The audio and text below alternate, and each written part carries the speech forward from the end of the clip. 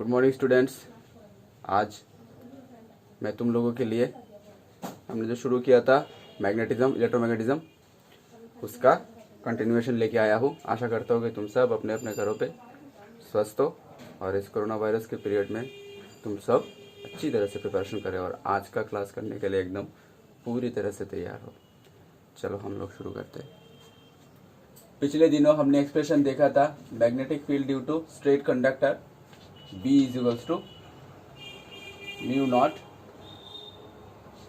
I divided by 4 pi A into sin phi 1 plus sin phi 2। ठीक है, यही expression हमने उस दिन लास्ट किया था। अब इसका हम कुछ केसेस स्टडी करते हैं। Case 1, if phi 1 is equals to phi 2 is equals to pi by 2, अगर 90 डिग्री हुआ, phi 1 equals to phi 2 equals to 90 degree, then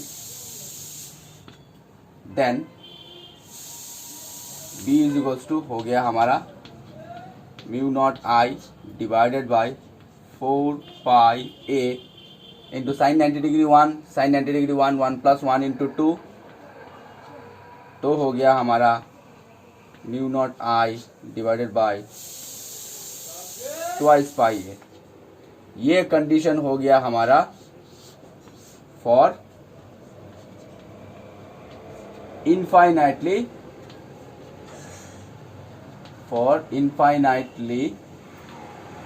large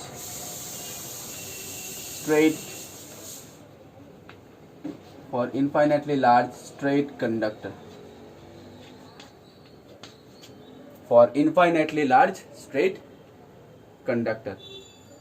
अगर इनफाइनाइटली लार्ज स्ट्रेट कंडक्टर हुआ तो phi 1 equals to phi 2 equals to pi by 2, तो यहाँ पे हमने पाई by 2 का वैल्यू बिठा दिया और आ गया ये हमारा रिजल्ट।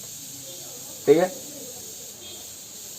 समझ में आया? अगर इनफाइनाइटली लार्ज स्ट्रेट कंडक्टर हुआ तो phi 1 equals to phi 2 equals to 90 degree, और यहाँ पे हमने phi 1 और phi 2 का वैल्यू बिठा दिया और ये हो गया हमारा रिजल्ट। ठीक है, केस 2 देखते। केस 2 में अगर phi 1 equals to pi by 2 और phi 2 equals to 0 degree, phi 2 equals to 0 degree, अगर phi 1 पाई बाई 2 और phi 2 अगर 0 डिग्री हुआ तो क्या होगा? तो ये तो हमारा 0 हो गया और ये हो गया 1, तो B इक्वल्स टू हो जाएगा हमारा mu naught I divided by 4 pi A। ठीक है, ये हो गया। अगर phi 1 90 डिग्री हो गया और phi 2 0 डिग्री हो गया तो ये हो गया हमारा एक्सप्रेशन। समझ में आया? अभी स्ट्रेट कंडक्टर का हमने सिर्फ मैग्नीट्यूड निकाला, लेकिन सिर्फ मैग्नीट्यूड निकालने से तो नहीं होगा, क्योंकि मैग्नेटिक फील्ड हमेशा वेक्टर क्वांटिटी है और ये वेक्टर का मैग्नीट्यूड भी रहता है, डायरेक्शन भी रहता है। अभी हम देखते हैं स्ट्रेट कंडक्टर का मैग्नेटिक फील्ड कैसा रहेगा। Direction of magnetic field due to straight conductor. Direction of magnetic field of straight conductor. एक स्ट्रेट कंडक्टर का मैग्नेटिक फील्ड का डायरेक्शन कैसा रहेगा। मैग्नीट्यूड तो हमने निकाल दिया है, अब डायरेक्शन देखते हैं। डायरेक्शन निकालने के लिए हम यहाँ पे एक रूल अप्लाई करेंगे जिसको बोलते हैं right hand thumb rule. Right hand thumb rule, ये हमने क्लास 10 में भी किया है। राइट हैंड थंब रूल, ठीक है। इस रूल में बोला गया है कि if we hold a conductor with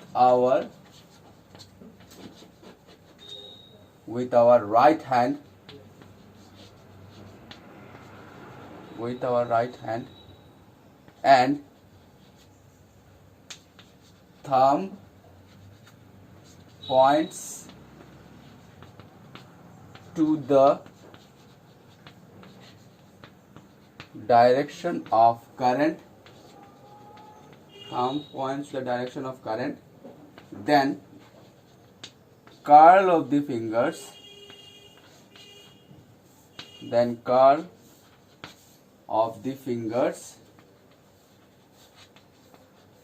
gives the direction of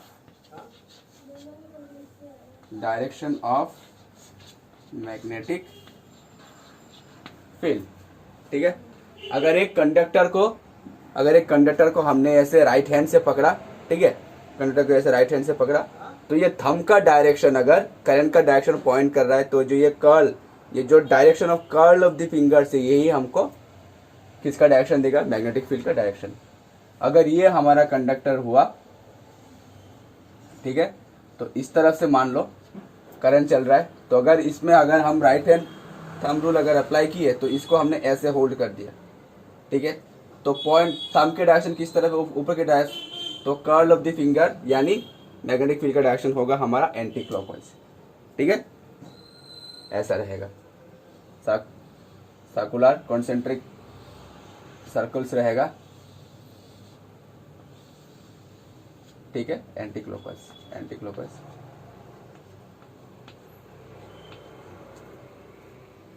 समझ में आया? ये है हमारा राइट हैंड थंब रूल्स। ये करंट का डायरेक्शन, ठीक है, और अगर नीचे की तरफ अगर आता है करंट, तो इसको हम ऐसे पकड़ते हैं, तो नीचे की तरफ करंट का डायरेक्शन, तो हमारा मैग्नेटिक फील्ड का डायरेक्शन हो जाएगा क्लॉकवाइज। ठीक है, चलो हम फर्दर चलते हैं। नेक्स्ट हम निकालेंगे magnetic field due to circular, magnetic field of a circular coil at centre, magnetic field centre of a circular coil.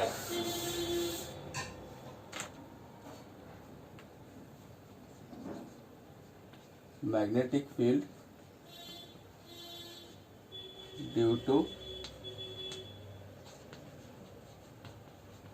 Centre of a circular coil, magnetic field due to centre of a circular coil. ठीक है, एक circular coil draw करते हैं ऐसे। ठीक है, ये थोड़ा चिपटा हो गया।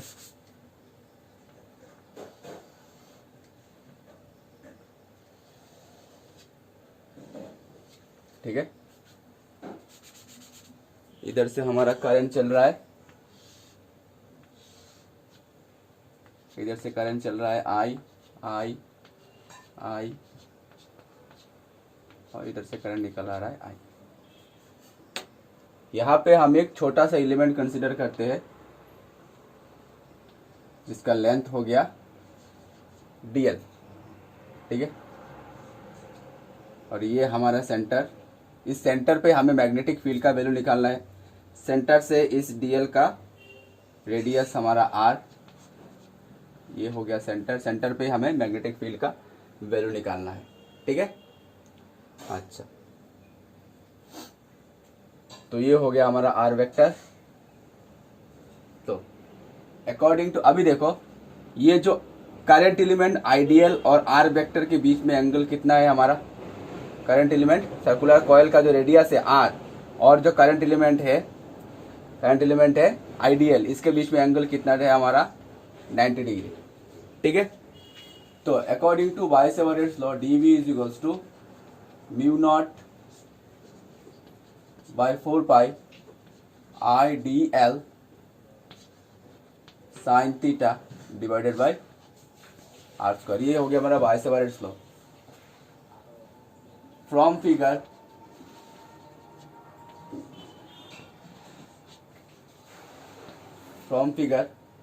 ठीक है, theta is equals to 90 degree. अगर थीटा 90 डिग्री हुआ तो d B is equals to mu naught I D l divided by 4 pi are square हो गया, बिकॉज साइन 90 डिग्री का तो वैल्यू हमारा 1 है। ये हो गया हमारा डीवी का वैल्यू। ठीक है, अभी छोटा एलिमेंट डीएल के लिए हमने डीबी निकाला।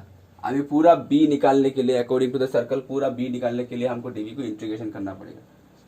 तो b is equals to integration D V, इसका integration mu naught I 4 pi are square constant, सब हम इंटीग्रेशन के बाहर निकाल लेते हैं। 4 पाई आर स्क्वायर कॉन्स्टेंट सब इंटीग्रेशन के बाहर, इंटीग्रेशन रहेगा सिर्फ हमारा डीएल के ऊपर। ठीक है, अभी देखो, अभी छोटा छोटा अगर सभी डीएल अगर हम कंसिडर करें, सभी डीएल अगर हम ले, तो पूरा सर्कल का सरकमफेरेंस आ जाएगा।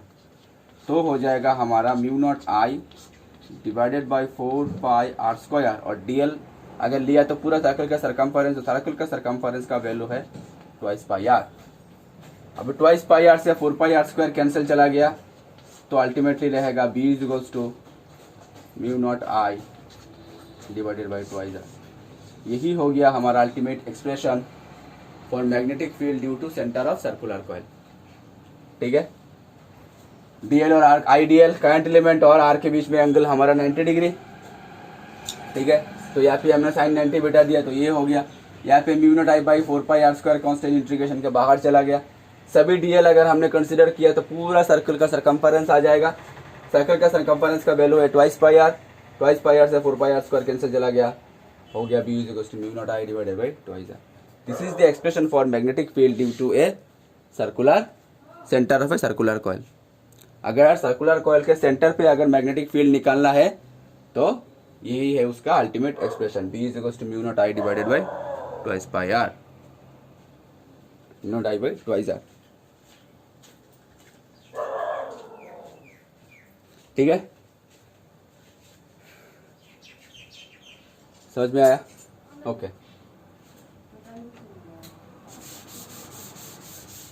अभी चलते हैं magnetic field due to axis of a circular coil. Magnetic field due to axis of a circular coil. याद रखना, कंफ्यूज मत होना, ये जो हमने निकाला ये सर्कुलर कॉइल के सेंटर पे निकाला। अभी हम क्या निकालेंगे, सर्कुलर कॉइल के एक्सिस में हम मैग्नेटिक फील्ड निकालेंगे। ठीक है, मैग्नेटिक फील्ड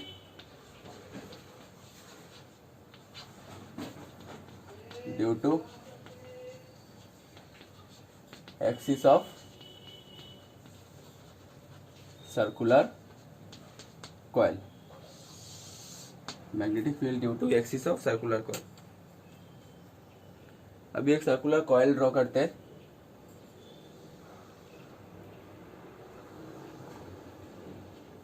ठीक है,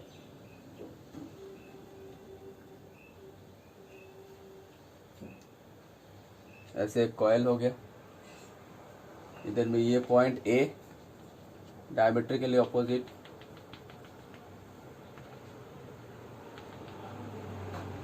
ठीक है।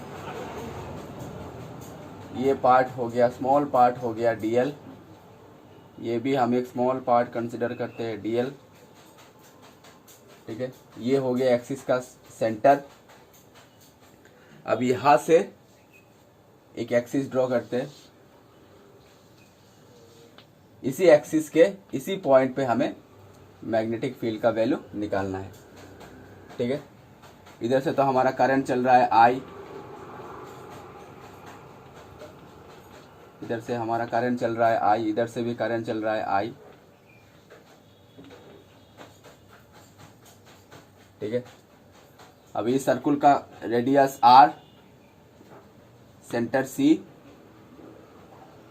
इधर से करंट एलिमेंट और इस पॉइंट का हम ज्वाइन कर देते हैं। ये डिस्टेंस पकड़ लो एस। ठीक है, ये हो गया हमारा डीबी। तो डीबी को हम दो पार्ट में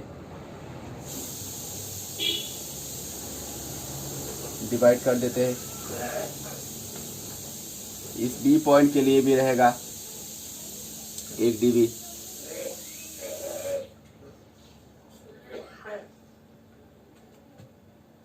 ऐसे। ठीक है, इस बी पॉइंट के लिए भी रहेगा एक डीबी।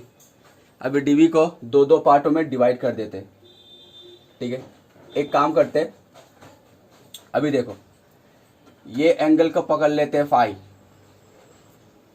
अगर ये फाई हो गया तो ये दोनों पैरेलल लाइन है, ये ट्रांसवर्सल, ये फाई हो गया तो ये भी फाई हो जाएगा, ठीक है। अगर ये फाई हो गया तो ये भी फाई हो जाएगा, वर्टिकली अपोजिट एंगल। समझ में आया? ये भी सेम एंगल पकड़ लेते हैं फाई। अगर ये फाई तो ये भी फाई हो गया, अगर ये फाई तो ये भी फाई हो गया, वर्टिकली अपोजिट एंगल्स, ठीक है। अभी देखो ये डीबी का ये डीबी है, इसको हम दो पार्ट में डिवाइड कर देते, दो पार्ट में रिजोल्यूशन कर, डीबी वेक्टर को दो पार्ट में रिजोल्यूशन कर देते हैं। ये हो गया हमारा बेस कंपोनेंट इस डीबी के लिए, ये हो गया बेस कंपोनेंट, ये हो गया ये डीबी के लिए ये बेस कंपोनेंट और ये परपेंडिकुलर कंपोनेंट। तो बेस कंपोनेंट हो गया हमारा डीबी कॉस फाई और परपेंडिकुलर कंपोनेंट हो गया हमारा डीबी साइन फाई, ठीक है। अभी इस डीबी के लिए ये हो गया बेस कंपोनेंट और ये हो गया परपेंडिकुलर कंपोनेंट। तो बेस कंपोनेंट वैसे ही रहेगा डीबी कॉस फाई और ये रहेगा हमारा perpendicular component dB sine phi, ठीक है। समझ में आया? और ये एंगल को पकड़ लेते हैं सपोज थीटा, इस डिस्टेंस को पकड़ लेते हैं एक्स, ओके। समझ में आया? अच्छा, तो अभी according to Biot Savart's law dB is equals to mu naught I D L, mu naught I D L, mu naught I D L. अभी देखो करंट एलिमेंट आइडियल और आर के बीच में एंगल कितना है? ये तो हमारा आइडियल और ये करंट एलिमेंट, ये तो हमारा करंट एलिमेंट आइडियल और ये आर, दोनों के बीच में एंगल कितना? ये हमारा करंट एलिमेंट आइडियल और ये हो गया आर, दोनों के बीच में एंगल कितना हमारा? π/2, ठीक है। अभी π/2 यहाँ पे हम बिठा देते हैं तो साइन π/2 का वैल्यू हो जाएगा हमारा 1 mu naught I D l divided by distance, इस पॉइंट, इस करंट एलिमेंट से लेके इस पॉइंट तक का डिस्टेंस, सपोज पॉइंट पी पकड़ लो, डिस्टेंस एस, तो हो गया एस स्क्वायर। अभी हो गया mu naught I D l divided by ये हो गया डीबी, ठीक है। इसको इक्वेशन नंबर 1 बिठा देते हैं। अभी देखो ये डीबी कॉस फाई है और ये भी हमारा डीबी कॉस फाई है, दोनों का मैग्नीट्यूड इक्वल है और दोनों वेक्टर ऑपोजिट डायरेक्शन पे। अगर two vectors having same magnitude but having different direction तो they have cancel out with each other, that means D B cos phi और डीबी कॉस फाई दोनों हमारा क्या हो जाएगा? कैंसिल हो जाएगा। तो ultimately magnitude of magnetic field रहेगा हमारा डीबी साइन फाई की तरफ। Since D B cos phi cancel out each other, since D B cos phi cancel out each other, so B is equals to रह जाएगा हमारा इंटीग्रेशन रहेगा, शुद्ध इंटीग्रेशन रहेगा ओनली डीबी साइन फाई की तरफ, ठीक है। बी रहेगा हमारा डीबी साइन फाई की तरफ, ओके। समझ में आया? डीबी साइन फाई की तरफ ये रहेगा,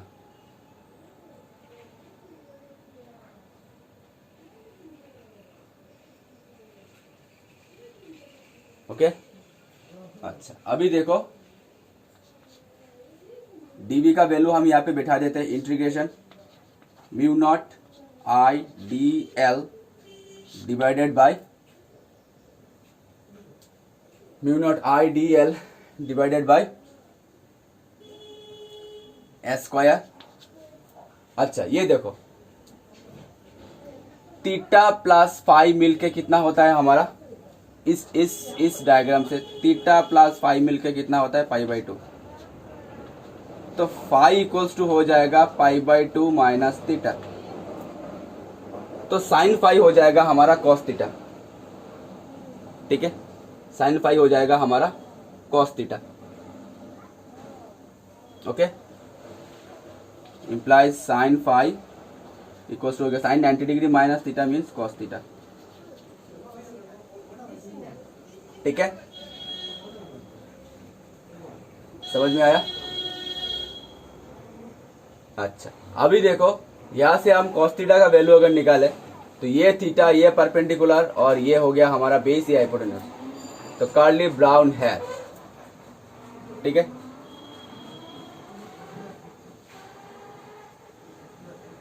नहीं यहां से हमको फाई निकालना है, यहां से हमको फाई निकालना है।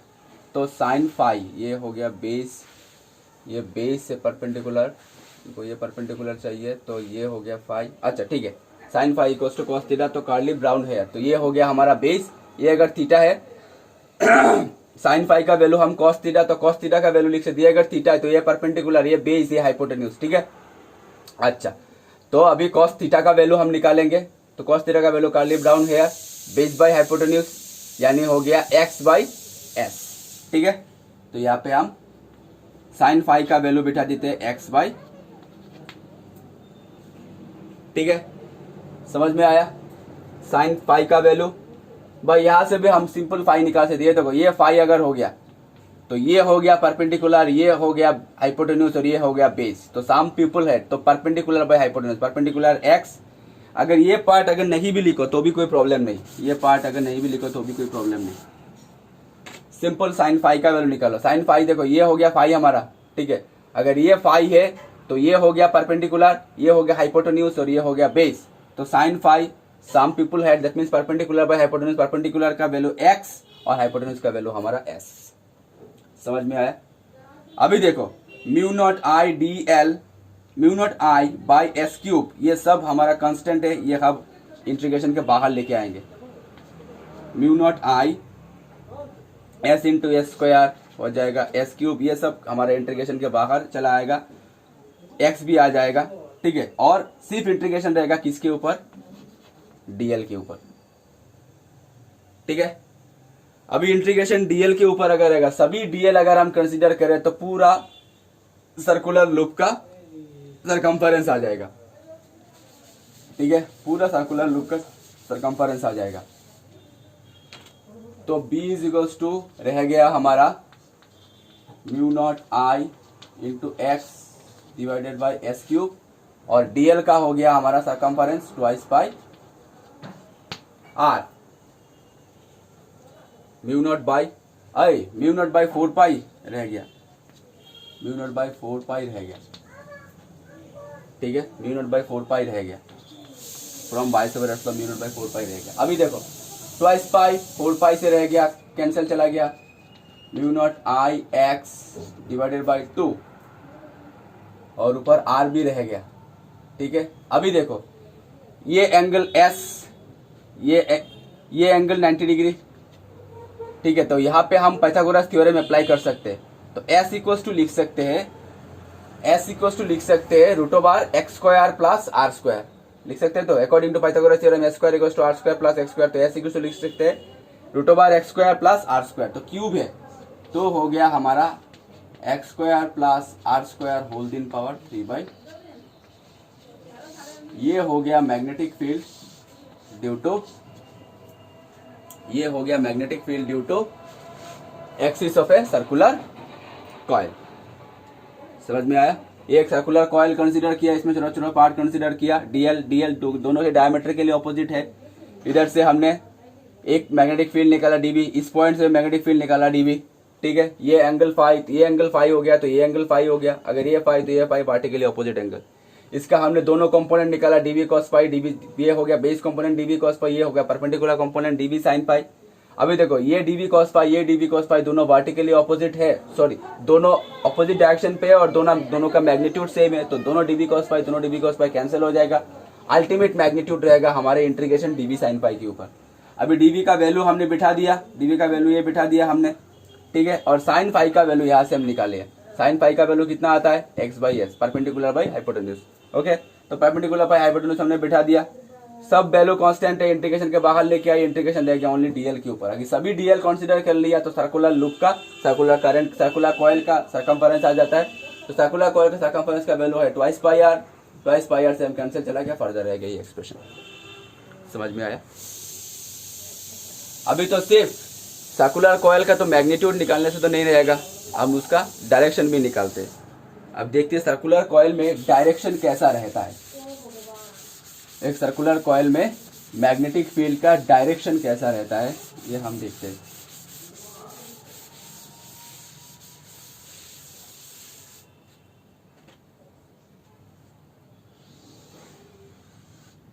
ये हो गया एक सर्कुलर कॉइल, ठीक है। ये हो गया सर्कुलर कॉइल। तो पकड़ लो, करंट पहले इस तरफ से चल रहा है और फिर इस तरफ से चल रहा है। तो ये पार्ट पे करंट ऊपर के डायरेक्शन पे चल रहा है, तो हम यहाँ पे हम ऐसे पकड़ते, राइट हैंड थंब से पकड़ते, तो करंट ऊपर की तरफ चल रहा है, यानी मैग्नेटिक फील्ड का डायरेक्शन रहेगा एंटी क्लॉकवाइज, ठीक है। ये सेंटर हो गया हमारा, मैग्नेटिक फील्ड का डायरेक्शन रहेगा एंटी क्लॉकवाइज।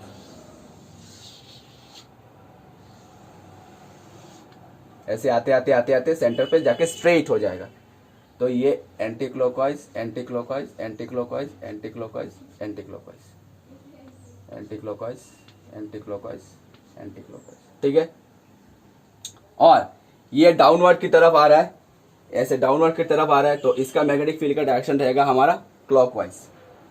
इसका मैग्नेटिक फील्ड का डायरेक्शन रहेगा क्लॉकवाइज, क्लॉकवाइज, क्लॉकवाइज, और ऐसा सेंटर पे तो रहेगा हमारा क्लॉकवाइज। ये पकड़ लिया तो ऐसा रहेगा, ऐसा, हाँ ऐसा, ऐसा, ऐसा, ठीक है, ऐसा, ऐसा, ऐसा, ठीक है। ये पार्ट को हम नॉर्थ कंसीडर करते हैं और ये पार्ट को हम साउथ, यानी ये नॉर्थ, ये हो गया हमारा साउथ। अभी तुम लोग बोलोगे कि सर हमने इस पार्ट को ही नॉर्थ क्यों कंसीडर किया, आ भी सकता है क्वेश्चन, आ भी सकता है। तो इस पार्ट को हमने नॉर्थ क्यों कंसीडर किया, देखो एक सिंपल रूल है, एकदम सिंपल रूल है, समझ के जाओ। इस पार्ट को हमने क्यों नॉर्थ कंसीडर किया, देखो इस तरफ से अगर देखिए तो मैग्नेटिक फील्ड का डायरेक्शन कैसा रहता है हमारा एंटी क्लॉकवाइज, ठीक है। मैग्नेटिक फील्ड का डायरेक्शन कैसा रहता है हमारा, ये एंटी क्लॉकवाइज है, ऐसे घूम रहा है। अगर इन दोनों का अगर ये ज्वाइन कर दे तो ये दिखने में कैसा लग रहा है, नॉर्थ पोल, एन की तरह लग रहा है ना दिखने में। तो अगर मैग्नेटिक फील्ड का डायरेक्शन अगर एंटी क्लॉकवाइज है, तो यही से हमको क्या समझ में आता है, अगर मैग्नेटिक फील्ड का डायरेक्शन एंटी क्लॉकवाइज रखा तो ये हमको क्या देगा, किस पोल का डायरेक्शन, किस पोल हमको मेंशन करके देगा, नॉर्थ पोल का मेंशन करके देगा। और अगर ये समझ लो इस तरफ से मैग्नेटिक फील्ड का डायरेक्शन कैसा दिखाई दे रहा है हमको, क्लॉकवाइज, तो ये हो गया क्लॉकवाइज, ये हो गया क्लॉकवाइज। अगर इन दोनों पार्ट को अगर हम ज्वाइन करें तो ये देखने में कैसा लग रहा है, एस की तरह लग रहा है ना, यानी ये हो गया हमारा एस पोल माने साउथ पोल, ठीक है। यानी अगर मैग्नेटिक फील्ड का डायरेक्शन अगर क्लॉकवाइज रहा तो ये हमको साउथ पोल मेंशन करके देगा। समझ में आया, ठीक है। चलो स्टूडेंट्स, आज का लेक्चर बस इतना तक ही हमको ख़त्म करता है। नेक्स्ट डे हम इससे भी और फर्दर और लेके आएंगे। Stay safe, stay at home. Thank you so much.